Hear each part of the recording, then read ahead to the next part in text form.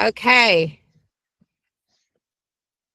Sorry, just bring in these last few that are in the waiting room. So as I said, guys, welcome to the 2026 Predictions in Responsible Gambling webinar from Mindway AI. My name is Paula Murphy. I'm Head of Business Development here at Mindway, for those of you that don't know me.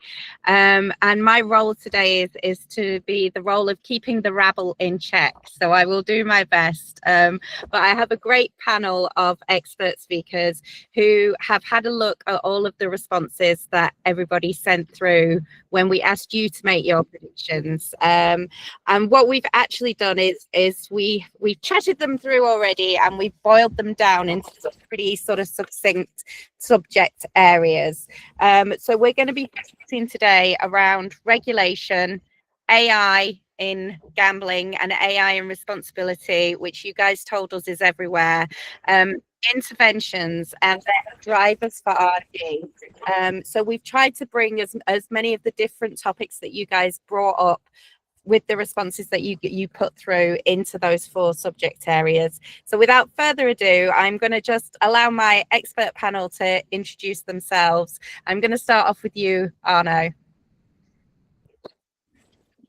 Thank you, Paula. Yes, my name is Arno Nagelschmidt. I'm Managing Director of Responsible Gambling at Austrian Lotteries and Casinos Austria Group. I have an intense experience in the industry, and for more than 3 decades, I had the chance to work in the industry with different roles as a consultant and as an employee in the casino. And so I'm here to talk with you a little bit about my experience, and I'm happy to be invited by Mindway to share the stage with you. Thanks, Arno. James, you're next on my little panel of views. So can we go to you next, please? Of course. Thank you, Paula. I'm James Boyles. I'm currently the head of compliance at Hobart. I've just come back to the UK from spending some time over there in the UAE, helping set up their responsible gambling framework for lottery and iGaming from an operator point of view. And previous to that, I was at Allwyn UK as part of the 4th National Lottery transition team, spearheading the participant protection project. Previous to that, I've had various roles across the industry in iGaming and lottery. It's great to have you here, James. It's also nice that you can now share which organisation, because I've been billing you just as an expert with lots of experience. So it's good to reveal that to the audience. Rob, can I go to you next, please? Hi, Paula, and good afternoon, everyone. My name's Rob Mabbott. I'm the Engagement Director at Better Change. We specialise in promoting positive play and helping enable businesses to navigate the regulatory landscape through training and education and consultancy to achieve long-term sustainable business. Prior to that, I was an operator for several years, working in land-based retail, sports betting, and the occasional slots and such, before moving into the treatment space and working for a number of years, providing support in residential care with some of the most affected gamblers in the UK. So poacher turned gamekeeper, I'm not so sure about that phrase, but happy to be here, and a huge thank you to Mindway for including me in this talk. You're very welcome, Rob. It brings more to my mind, what has Rob Mabbott not done? But it's great because you've got so much experience to draw upon. Mary, can I go to you next, please? Well, I second Rob's thanks. And my name is Dr. Mary Donohue. I am CEO and founder of the Digital Wellness Center. We are a content company that brings joy to an otherwise very harsh world right now, through simple experiences with measurable impact. With the results we've seen in online pop-ups, in casino, bingo, we found that we've lowered the cost of choosing a better moment. And in our work with operators over the last year, we found that changed everything. When it becomes easier for players to choose a better moment, the risk goes down dramatically and trust goes up automatically. Thanks, Mary. Brilliant introduction, and a little bit of foreshadowing for what we're going to talk about later in the discussion as well. And last but not least, our CEO here at Mindway AI, Raz, can you just introduce yourself, please? Oh, thank you very much, Paula. I'm Rasmus Kjaergaard, and I'm the CEO of Mindway AI.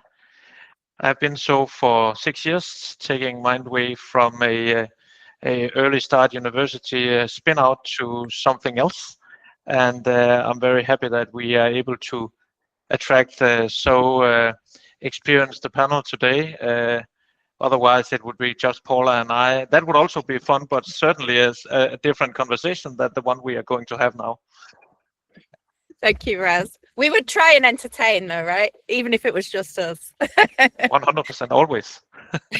So Raz, I'm actually going to kick off the questions with you. One of the themes that we saw coming across from the audience where they've filled in their predictions is around regulatory jurisdictions and the standardization of regulation. So at Mindway, we have solutions running in some 65 different international regulatory jurisdictions. So you've obviously got quite a lot of experience of working across these different jurisdictions as a supplier. And I guess I just want to start the conversation with, is it a reality that we are seeing standardization, and what does that look like? It's definitely a reality that there's quite a lot of different standardization initiatives going on in the world currently on our area when it comes to player protection in a wider sense, but also more specifically around tracking of gambling behavior and in particular interaction obligations as well. On a global scale, is it realistic that they will materialize, or if they're going to happen? On my note it says no, but I will soften it a little bit and say unlikely, mainly also because there's quite a lot of political influence and the cultural differences that might not even make it really possible to do such, let's say, wider global or even continental standardization in a wider sense. An attempt is actually the Better Gambling Forum, which is kind of a high-level initiative starting in the North American market space, but now also increasingly including Europeans into the attempt to create a global responsible gambling or player protection framework. Whether that will lead to a real standardization is hard to say, but at least the first steps in this initiative last year in 2025 was also connected with, let's say, high-level political forums like the G7 summit in Calgary and the United Nations General Assembly, where there was also a workshop. I participated in both. To bring to the table what we have developed and what we're doing, because we have developed to a position at Mindway AI where we and I also think that we have a responsibility to be part of such a conversation. This is also a reason why we have been taking part in the European standardization of markers of harm project driven by the European Union body CEN, which is somewhat concluded with a recommendation paper. I'm not so sure if it is fully public and fully noticed yet. However, that is an attempt to potentially standardize markers of harms. We also see another more local attempt in Spain, where the regulator have decided to take the task of developing a Spanish AI detection model. That is another way of trying to standardizing that one, and obviously we are following that work quite a lot because it is related to what we do.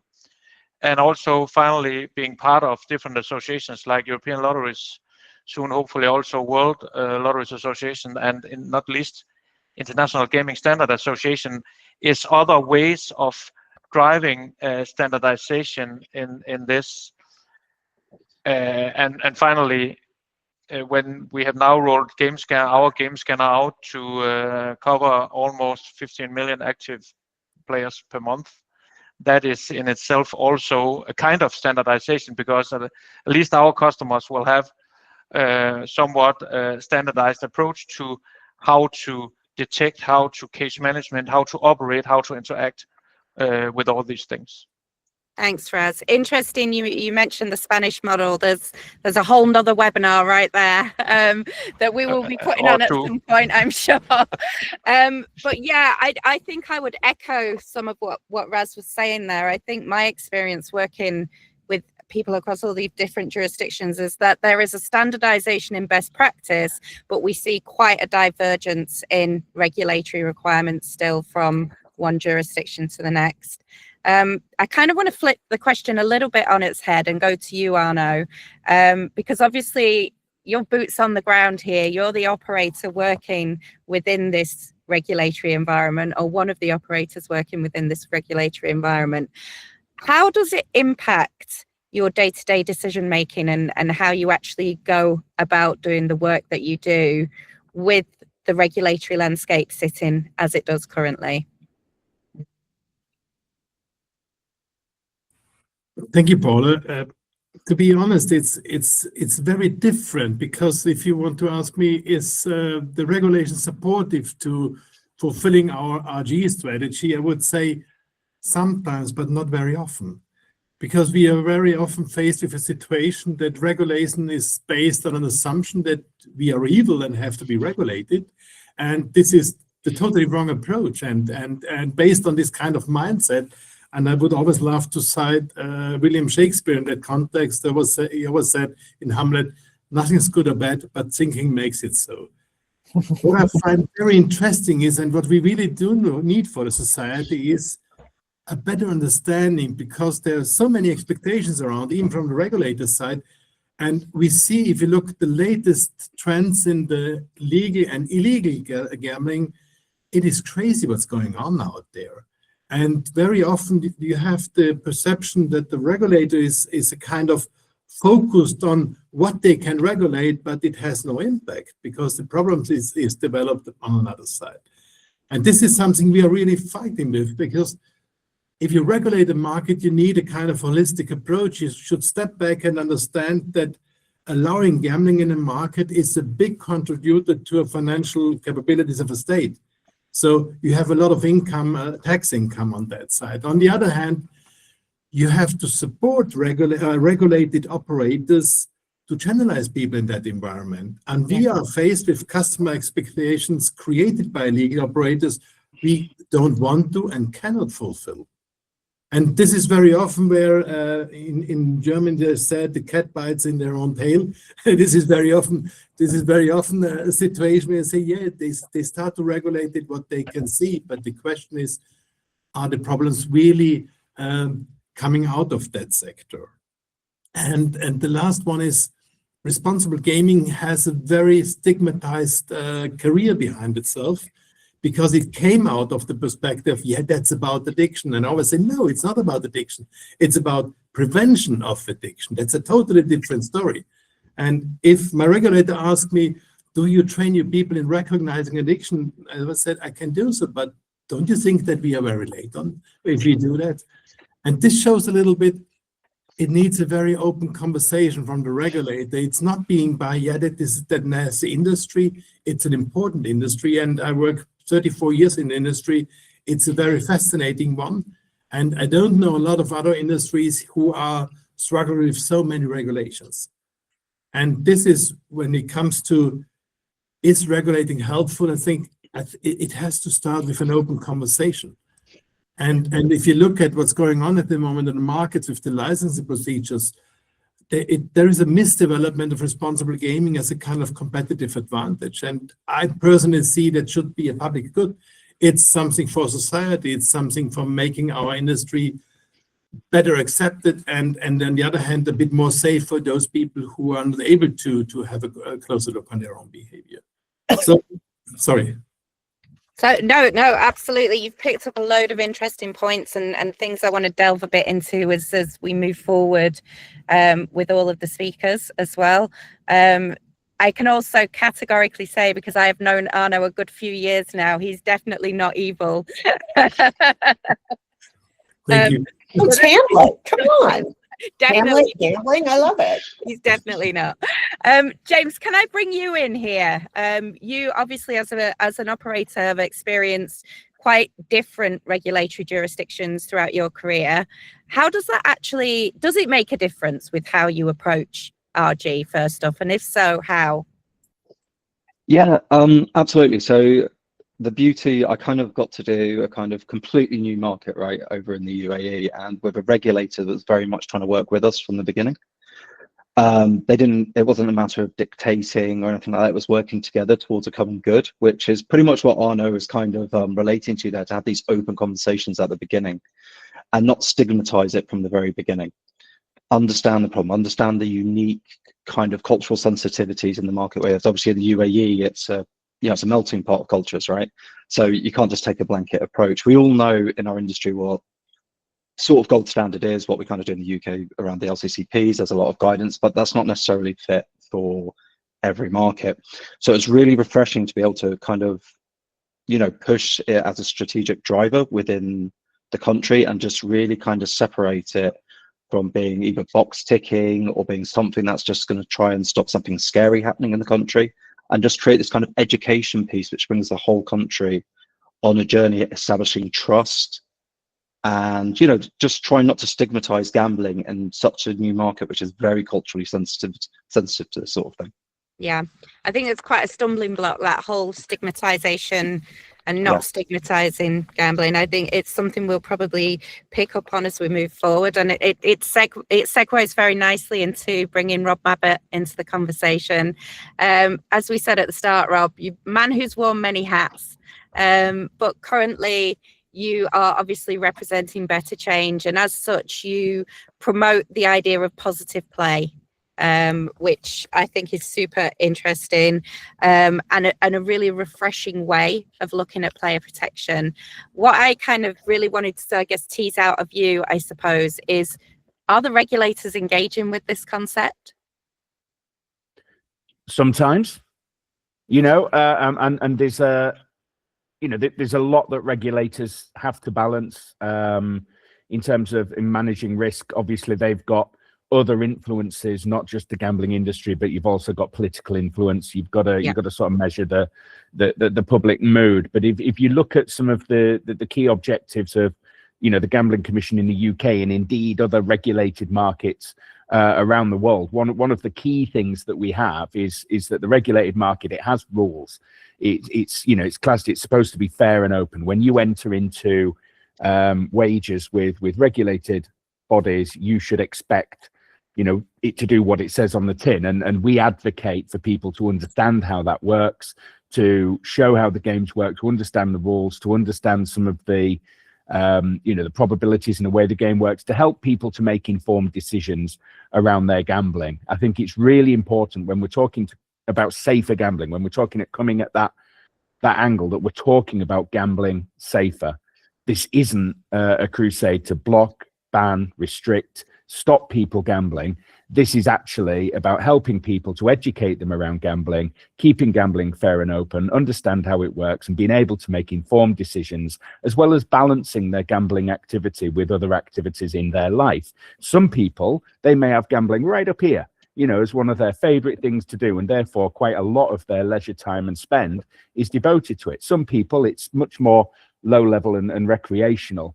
And this is the opportunity, I think, that regulators really need to engage with us and other operators like yourselves in the space, is to understand gambling behavior amongst the majority of players. We've done an awful lot of work looking at how gambling has been a source of harm, what that journey has looked like, how we can intervene at different stages, but ultimately the work that needs to be done with those people that experienced harm might sit outside the industry. It's more than likely it sits outside the industry. So all we can do is signpost, refer, identify, which there is, a lot of guidance around. But the positive impact, what we really want to do is to understand some of those gambling behaviors. If we come at this from a standpoint that, we say, well, everyone who gambles could potentially be at risk, or everyone who gambles could potentially be vulnerable, it's really difficult then to get into the crux of what are the genuine cases, what we really need to look out for. My point of that relates to the standardization of markers of harm. Where did that come from? So where did the actual markers of harm, is that somewhat who sat down, and we could all brainstorm a number. It wouldn't make for an interesting call, to be honest, but we could all brainstorm a number of markers of harm, and we'd probably come up with the same ones. We'd come up around session times, we'd come up around volatility of play. But actually, in some instances, and I know this as a gambler myself, you might take a bit of risky behavior, but that's because that's part of the process. So we need to understand normal play, and we need that to actually enforce policy.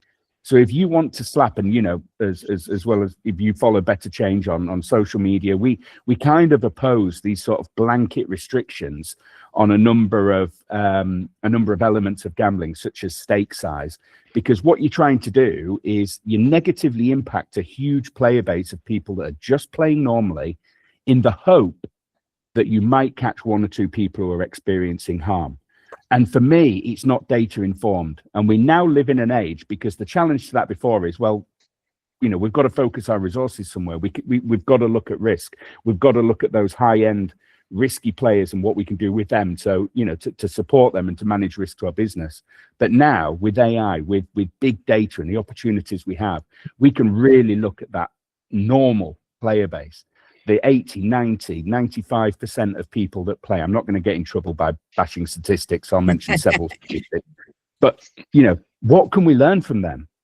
Yeah. What is normal gambling behavior, and how can we evidence that to then influence policy, rather than policy being influenced by a small cohort or people trying to interpret public mood? That's where I'd really like to sort of break bread with regulators globally. Thank you. Really interesting response there, Rob, and actually something that came up in the suggestions as well from the audience around sort of taking all of gambling into consideration and not sort of going down this prohibitionist route. Obviously at Mindway, we will always advocate for a contextual assessment of what's happening with the player, because we believe it's the only way you actually can understand what is happening with each and every player. I'm going to bring in a lady who's got an incredibly big brain now into the conversation, and it is a really good point to bring you in, Mary, because it's around understanding gambling behavior. Now, obviously, a little bit later on, I've got quite a few questions that I want to put to you around what you do at the Digital Wellness Centre. But what I'm really interested to understand right now is how your feeling is, or where your feeling sits on, are regulators actually taking the science around the workings of the human brain when it comes to gambling behavior into consideration, and are those considerations actually finding their way into what we as operators are being guided to do? No. Quick answer there, Mary. No, not very much yet. And that's not because regulators don't care. It's because you plant corn, you get corn. Regulation has historically been built around behavior after harm, not brain state before harm. And building on what my learned colleagues have just said, what neuroscience tells us very clearly is that decision quality drops under stress. All of us know that. When we're under stress, we make bad decisions. When someone is emotionally dysregulated, the prefrontal cortex is less active. Impulse control drops, risk tolerance rises. Most current regulatory tools still assume a rational actor who will read a message, self-exclude, or respond to information while already in a stress state. No one does that. Yeah. No one. So our data shows something totally different. I look at the whole gambling experience, which has been part of our history for over 2,000 years. Our data shows something different. Across more than 5 years of deployments and in all different kinds of venues and 500 interactions and quantitative and qualitative survey, I've got the science. When you introduce a low friction pause that helps someone to regulate how they feel, 55% of users move to a calmer emotional state in less than 3 minutes. That is before any warning, before any enforcement, and before any escalation. So let's put this into our lives. you're having a fight with your partner or your kids. And we all know you can say something totally harmful that causes the relationship to go down the tube. All of us have experienced that, and then we've experienced the agony and sometimes the joy afterwards. But now what if we could take away you saying that really ridiculous thing and give you a pause before you say something else, but something that is a little more soft? How would your life be? Of course, it would be a little easier, a little happier. And right now we're not having that. What regulators are starting to recognize when we talk to them, and as Rob said, when we break bread with them, is that this is not awareness. We're going back to the 80s now. Everybody's talking about AI. Okay, AI's in, overdone, next. It's all about design. It's about intervening at the brain level, early, voluntarily, and without collecting personal data. That's why what we're seeing now for approvals for proactive tools like what we do under RG Spend, social media, TikTok, email, because they reflect how the brain actually works, not how we wish it worked. Politicians, advocates of all these different things wish it worked that way. They have no science, no data. And I would say now regulation is going to have to start to catch up. But the science has been there for a while. The gap is translating neuroscience into scalable, measurable systems regulators can audit. And I think that's, honestly, Paula, where I see the shift happening. Yeah, interesting. It's especially interesting. I think I've said on a few panels where I've been sat in the seat of you guys and providing, sort of contributing rather than moderating, that I think 2 years ago, even maybe 18 months ago, I would have been on my soapbox saying that the regulators are not engaging with the technology and what it can do, let alone the science behind the technology. I do feel that there's been a bit of a step change there. It certainly is our experience at Mindway that we have a lot of regulators that are actively engaging and wanting to understand more about the solution and what it does. So I do feel like there is a move in the right direction. Raz, I want to bring it back to you. AI was obviously, unsurprisingly, bearing in mind that we're running this webinar, but also that it is everywhere. It was one of the things that came up over and over again. And how does that work for RG? So obviously, Game Scanner is designed to give operators the information that they need about the risk distribution of their player base. But could you explain a little bit more about how it works, what the current solution does, and the whole question which came up, time after time again, what next? What's the next part in this space? Yeah, so from the beginning of what we have invented, it has been very important for us to, one, provide something that was differentiating towards what was already done in terms of detection of gambling behavior. And since problematic gambling behavior or gambling-related harm is a individual human behavior, but also a very sensitive individual human behavior when it's happening. We wanted to create something that was human supervised, humanly was combined with human assessment. So where we took it was to base our software that ended up being a game scanner and our self-test solution, Gamealyze, to be built upon a deep understanding of behavioral psychology, neuroimaging, and neuroscience, and take that and build it into the tech ability using the strengths of AI. This is why we took the decision to use human psychologists' assessment of gambling patterns to train our algorithms. That was why we used neuroscience theory to create our self-test as a card game, Gamealyze. And I think that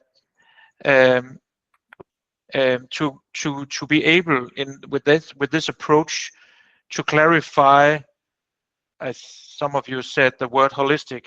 I normally say, the full picture of a gambling behavior on the individual player in a customer database, but then leave it to the AI to provide this as a kind of virtual psychologist assessment, where AI is used to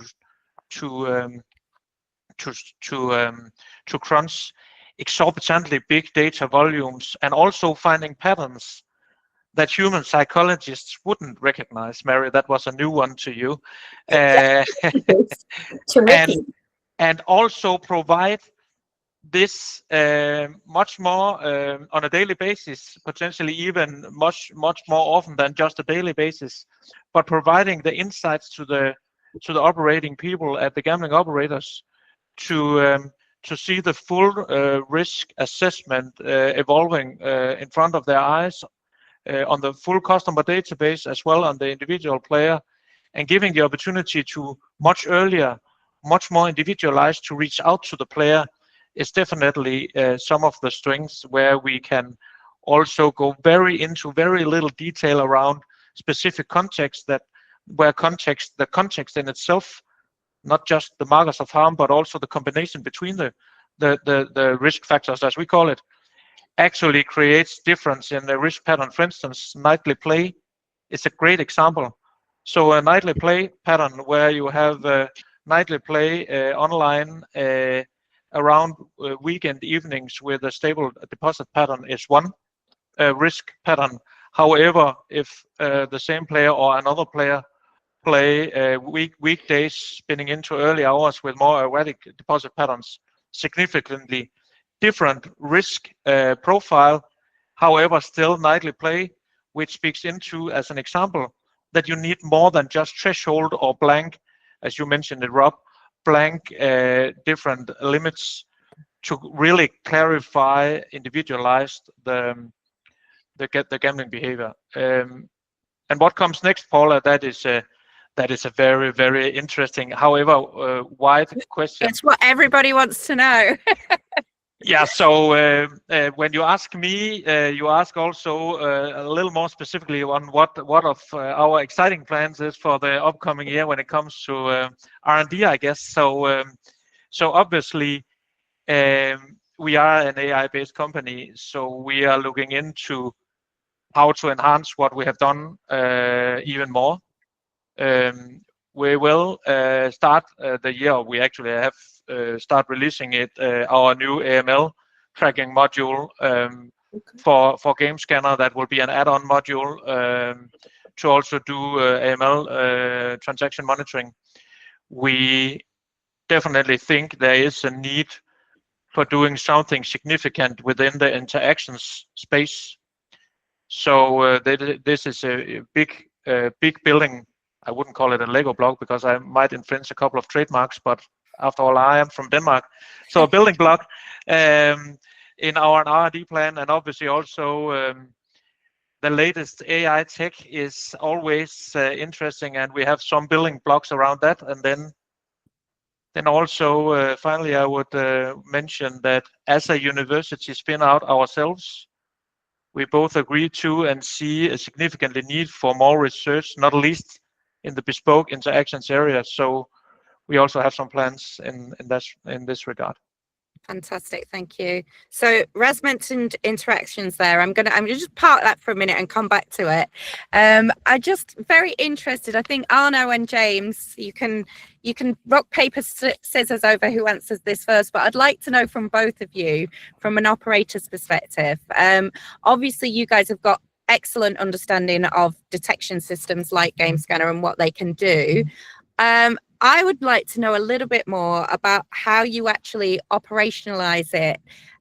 What experience of working with these kind of systems is sort of from the operator on the ground, and also if there are some common misconceptions you might want to share with us.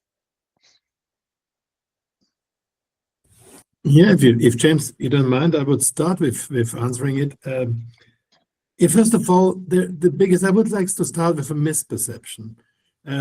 The biggest misperception is that if you use a tool, it solves your problems. This is not true. It's the same situation with flaws not a regulation makes companies responsible. It is a question of their attitude. And it is the same way if you look at Mindway and the game scanner. It is a valuable instrument, but you should know how to play it. And that is the biggest story of all. It has to be embedded in a strategy, in a whole responsible gaming strategy. And again, neither a law or a tool makes companies responsible. You should understand what you do. And then it comes to a point where companies like Mindway or others as well and operators need a very good interaction to create a better understanding. The cool side of AI nowadays is that we have a bunch of data and we don't have to trust on our own perception to do the right thing. We can measure it. And that is a big difference. That is when I remember when I started 34 years ago in the industry, it was totally different. We saw people, we had some data, but nowadays we can stop guessing. We can really going into having a better understanding what's going on. And again, if you use Mindway, it is an instrument that helps you to do the right job. It doesn't decide for you. That's a big difference. And I think based on time constraints, I would love to talk about hours about that, but I would give to James, and if somebody comes up in the conversation again, I would go back to this. Fantastic. James, same question for you, please. Thank you, Anna, and it kind of leads a little bit quite well into kind of what I was going to, the lines I was going along. The great thing about these tools is, as you said, it forms part of a whole in terms of an RG strategy, how we treat players and everything else, but it also allows a constant evolution of that strategy being data-led rather than just being set by opinion or kind of what you think, having that real data to show why you're making improvements, why you're changing the interactions. And I think the beautiful thing with all the technologies coming out and the great things that Mindway are coming out with is we've got the technology now, right? And now the kind of evolution of that will be to kind of use AI to design the operational elements of that. How do we make this really work across the board? Because it's always the operational side where it starts to get, there's a kind of, you know, we kind of unplug from it.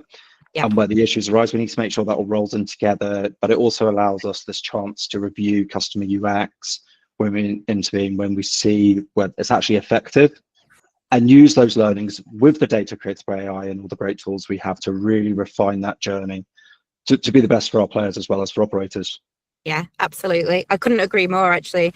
And I think the whole thing around sort of understanding how to operationalize is super important, which is why I made the move last year of bringing somebody from operator into our team in our customer success role so that she's able to really understand the job that you guys are doing and how you operationalize it. Let's see what we develop and where it goes with that moving forward. It's very interesting. Mary, I'm going to come back to you now, please. And I do want to chat about interactions now. I'm very fickle.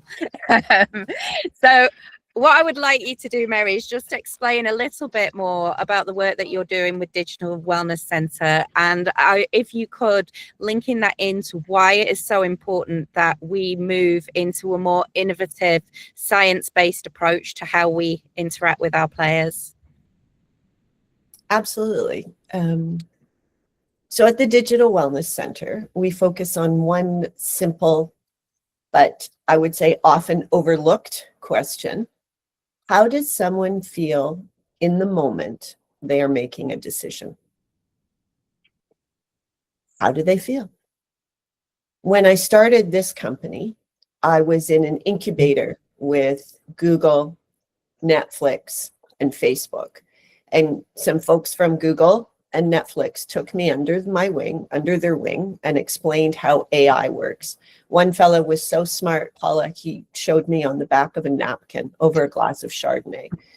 But always great to learn. Thank you very much. But what I learned from that is patterns rule. So our work is built around emotional regulation, not diagnosis, not enforcement. We design short, voluntary experiences that create a pause, help regulate stress, and then measure whether that change actually happens. So think Google, Netflix, Walmart. If it isn't measured, it isn't real. And we deliver these experiences through really inexpensive formats. Because the one thing I noticed when I came into this industry is not a lot of people spend money on RG. So whatever we do has to be cost effective and deliver a solid ROI. So we use email, we use QR codes, we use links, we use social media. All of them show the same response. That's why the data matters. That's why measuring it across more than 500,000 interactions, we haven't seen any outliers, which is important because once you start seeing outliers, that means things that are outside of the norm. People always think scientists should go, aha. No, nobody goes, aha. They all say, huh, that's kind of interesting. And what we found kind of interesting is that consistently half of the users who enter in a stressed or elevated state shift to a calmer state in 3 minutes. We can show, we can demonstrate, they're self-assessing. And I'm not doing diagnosis, I promise, because I'm not licensed for that, Raz. But I am licensed to create systems. And that change shows up in repeated engagement, higher trust in the brand, just exactly what James was talking about, and fewer escalations, which is exactly what Arno was talking about, to formal RG interventions. And why is this important to the entire industry? It's important because most RG tools, not Mindway, still operate at the point of friction. That's too late. That's like giving a 15-year-old 24 beers all at once. That's going to be a point of friction, and you're going to have to solve that problem. They rely on warnings and thresholds and human intervention after risk has escalated. And what the science tells us is that if you can regulate emotional state earlier, you can improve decision quality for the majority of players before harm occurs. Now, CEOs have said to me, why do I care about that? Honestly. And so I have to go back to, well, by the way, we measure customer acquisition. We measure customer trust. We measure customer retention. Look at RG as part of the whole person. We naturally protect ourselves. We naturally drink water between beers. And now regulators are now asking for evidence that tools work in the real world. They not just that they exist. We have to tell that story with data. That's what liquor did to get out of prohibition. That's what beer, that's what my dissertation was on with Molson Coors, getting out of trouble with those 18-year-olds that were drinking 24 beers. That's why innovative science-based strategies matter. They allow us to move from compliance to care, from messaging to measurable impact, and from reactive systems to a proactive design that's built as part of the business, not something you have to do. In short, because I know we're on timing here, this work gives regulators and operators a way to support players in the moment at scale without collecting personal data and without outcomes that can actually, that can be audited. You can do it. You can figure it all out. And I think that becomes the most important part of this experience. Like regulators say, oh, you're causing them to gamble more because they're having fun. No. Are you going to drink more because you enjoyed that beer? It's the same kind of question. You're creating hypothetical questions. If you don't want to do it, don't do it. That's fine. But know that your players, because of the way Google operates, Netflix operates, every social media operates, is looking to you for this experience, and you need to build it in. Yeah. Interesting. Raz, I just very quickly want to come back to you on this point, very quickly, because we are running a little bit over my schedule. So we're going to have to cut back a bit on the final question. But I'm interested to sort of understand a little bit more, or share with the audience, how we then take the work that Mary's doing and then going back to systems like Game Scanner, measure the efficacy of what's been happening when we look at the player data following this kind of player break.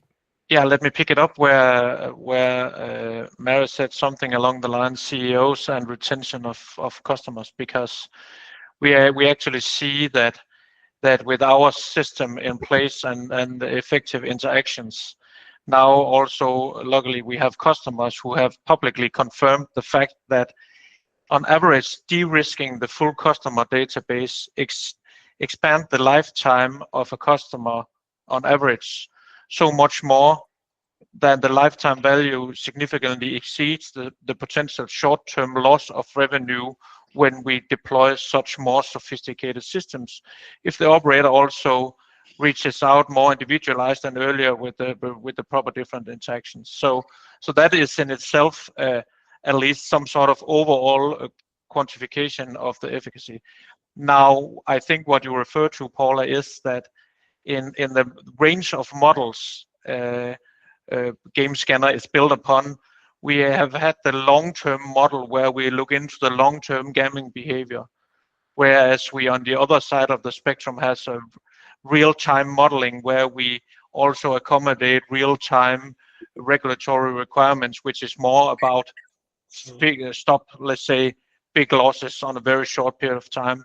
In between, we have this intensity model that looks into the daily gambling intensity and is specifically designed for quantifying or for evaluating the changes of the gambling risk level related to interactions.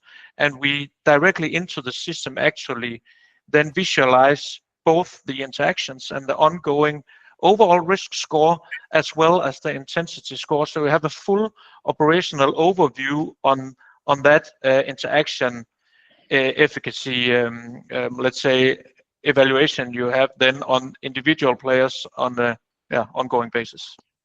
Thanks, Raz. Thank you. Rob, I'm going to just come to you succinctly, right? Because we just to close off this section before we move on to our last set of talking points. But you made a really interesting point when we had our planning call for this webinar, and that was around people coming looking for training from you guys, but not necessarily having the right systems in place that support the learning that they're getting forward. And I'd just love you to share your thoughts around that with the audience in a way to, I guess, bring it all, circle the square, and this is why it's important that we all work together in this space. Thanks, Paula. And yeah, I will be brief. I mean, when you hear from, Mary and Raz and, the opportunities that are out there for operators such as James, for Arno, we live in a world generally now with incredible opportunities in terms of our own empowerment and our own potential, given tools that we have, such as AI, and what it can do. Anyone on this call now probably think about just the last 3 months and things that you could do now that you weren't doing a while ago, just because it's there and people are talking about it and it's a buzz. And when it comes to training, businesses need to look at the benefit of their business and the positive customer journey of their customers, doing the right thing, tick box exercises. It's gone now. Everything's sort of moving at pace. So as Arno said before, and he was absolutely spot on, we need to look at how we deploy these tools in the most effective way for our business and for our customers. And that's where the training's absolutely key. So we only a year or so, last year, months, had a number of off-the-shelf training packages that would look at interactions, that would look at sportsbook. We need to continually look at these now and gauge the individual operators' need to make sure that it's relevant to the systems that they're using, to the tools that they're using, getting everything in sync to promote that customer journey. I'm going to give it back to you, Paula, because I know that obviously we've got other questions, but it's exciting, and it's a time of great enablement, with tech that we've got. Yeah, it is very exciting. I agree. Right, I'm going to just move on to the final area that we promised the audience today that we would talk about. And this is the sort of why. Why do we do all of this? What are the foundations of it? And James, I'm going to go to you first, because I absolutely loved your take on this when we were chatting during the planning call. And you were talking about how RG isn't just the right thing to do, but how actually it's really good for business. And you had some pretty solid examples. So I would love it if you could share that with the wider audience. Yeah, absolutely. Thank you, Paula. So yeah, I'm a very big believer in this, and it's something that I've been trying to push in the companies I've worked with recently. When I talk to kind of the boards, executives, etc., I always kind of leave with, look, this is a business enabler. This is risk mitigation. This isn't just about compliance, right? If you want to do something, commercially, really push the boat out, you need to let me know so I can create risk mitigation to allow you to do that. I'm not there to stop the business. I'm there to support the business. Because at the end of the day as well, all these companies have between them is reputation, right? That's what we all have as operators. If our reputation's tarnished and you're a bigger operator, that's you done. And there's so many kind of commercial nuances you can use to drive business while also still ensuring fairness, responsible gaming, not harming your players. And to kind of drive this internally with boards of executives really facilitates the opening up of training, bringing in new advanced tools like Mindway. Once they've bought into that at the board level and they understand that, and you can give the narrative and the passion behind that, I have found there's so much more buy-in than when you come at RG as just as a subset of compliance. Yeah. You need to, this should be an institutional pillar within your organization, separate from compliance, drives its own way, supports the business while maintaining compliance, and able to work to a degree independently. And that just really shows the good it can do, while also the good for the business and the bottom line, responsibly, which is always the big one. Yeah, brilliant. And a whole subject again that we could do. Yeah, I could talk about it for hours. Yeah. Yeah, definitely. And for me, that whole idea of sort of joining up the lens and understanding the player journey through that lens of risk. Yeah. But it's okay to have the commercial elements that are also associated with that. I think it's a great topic. I might get you back for another one of these very soon. I'd love to. Arno, can I just move over to you now? I'm sort of interested, just expanding on what James was talking about there, how you think that we should be communicating our RG strategies with that wider wider audience of stakeholders, not just the board, but the wider world, I guess. Yeah, thank you, Paula, for that question. I think many things have been said already, but what I see and worries me a bit is that the communication about responsibility became a competitive discussion. Operators are promising things that are unfulfillable. If somebody says by 28 or whatever, I have zero money from harmful gambling, I say, yeah, you can just argue that way if you measure it yourself and you lie to yourself. This is not possible. There will be always a kind of harm around. We should not have the expectation, even if it's a good system, if you install Mindway, everything is done. Or if operators say we detect in real-time problem gambling. To be honest, problem gambling development is a long procedure. It's not an instant event. It is something that develops over time. So by saying those things, we create expectations from the customer side to the regulator that are unfulfillable. And if they really start to measure us, they can see that this is not true. So back to that, what we need an open understanding, and using instruments like AI-driven tools are amazing because they help us to do things in a time we will need ages for doing so. So at the end of the day, what I kind of wish myself a little bit after working that many years in the industry, hey, let's step back and let's stay realistic. What can be done, what is needed to be done. And I totally agree, acting responsibly always pays off, because one thing is for sure, if you don't do something, if someone has issues with gambling, the consequence is obvious. You're going to lose the customer with all consequences connected to that. So again, I would love to have an open, honest conversation, stopping lying to ourselves and having an open discussion about what is really doable. I really like to compare it very shortly with the emission scandal of Germany, which was based on a lie. There were companies setting standards that are unfulfillable, and sometimes I have the impression we are going in a similar direction, and we should be careful about that, not doing because it's not necessary.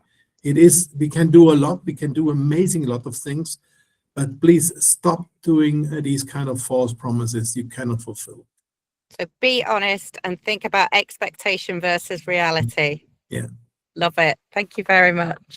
Rob, final question for you. Obviously, you know, we've already established that you've had a lot of different roles within this industry. I would like you, if you don't mind, sharing with the audience the one key takeaway that you think everybody should be considering when they're thinking about their RG strategy. It ties in very, very much with what Arno said and with what James said, and we need to stop listening to the noise. We need to start listening to our customers, and we need to start looking at the data.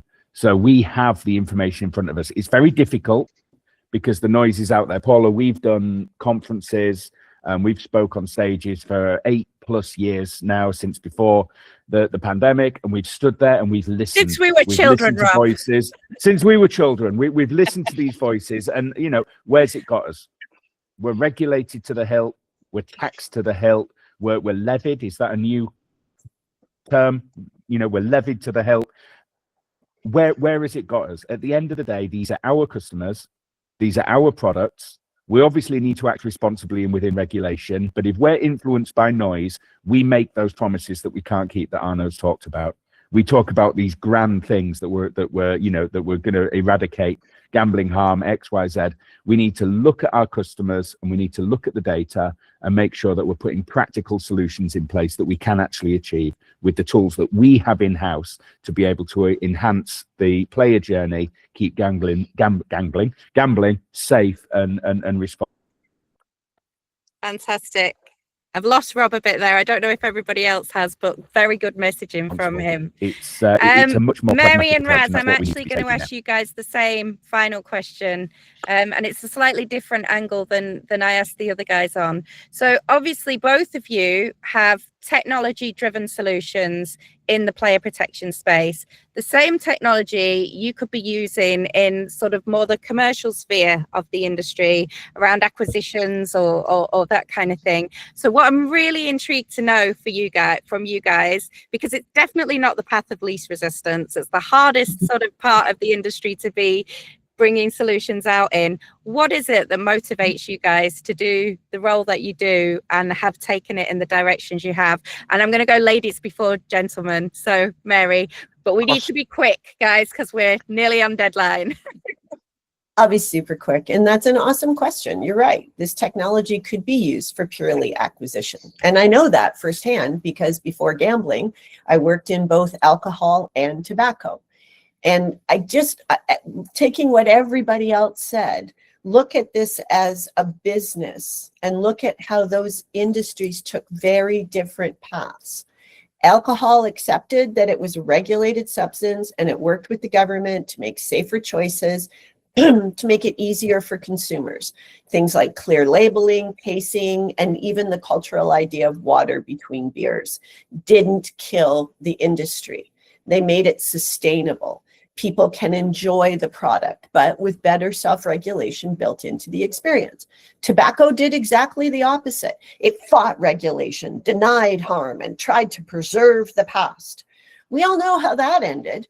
Trust collapsed, regulation became punitive, and the industry lost its ability to shape its own future. And so what motivates us at the Digital Wellness Center is to make sure that gambling follows the first path, not the second. Our work is essentially the water between beers for gambling, short voluntary pauses that help people regulate how they feel before decisions escalate. And the reason we do this instead of purely commercial is because it works. Love it. It works every Thank single you, Mary. Excellent. Thank you very much. Raz, very quickly, just to close us off, same question. What motivates you to do this? So behind every custom ID, there is a human being. Not only the player, but there's also families, friends, loved ones. And this is a huge motivator for both me as well, that we do a real difference with the software we provide currently for around 15 million active players per month. But I can tell you from first-hand experience, we are currently recruiting quite a lot because we need more hands to provide what we have sold. Paula, thanks for that. And every candidate we talk to, and I know it because I asked them, all of them, they are highly motivated by the fact that we create these solutions and use fancy and sophisticated tech in combination with this approach to protect players, meaning those human beings to stay in the middle of the road like a lane keeping assistant. I guess that was a sufficient number of evergreens from my side. So thank you very much. Perfect. And brings us to 1 minute over our time. So thank you guys for staying with us. I did my best to keep it in, but there was a lot to discuss. And believe me, it has been boiled down into a much shorter version of everything that we could have been discussing. But that's great because it means we could end up with a series of webinars. I think just the last thing to do is thank my amazing panel, Mary, Arno, James, Rob, and Raz. Thank you for taking part, and we hope to see you all soon. Cheers. Bye-bye, everyone. Thank you. Bye. Thank you. Bye-bye. Thank you. Bye.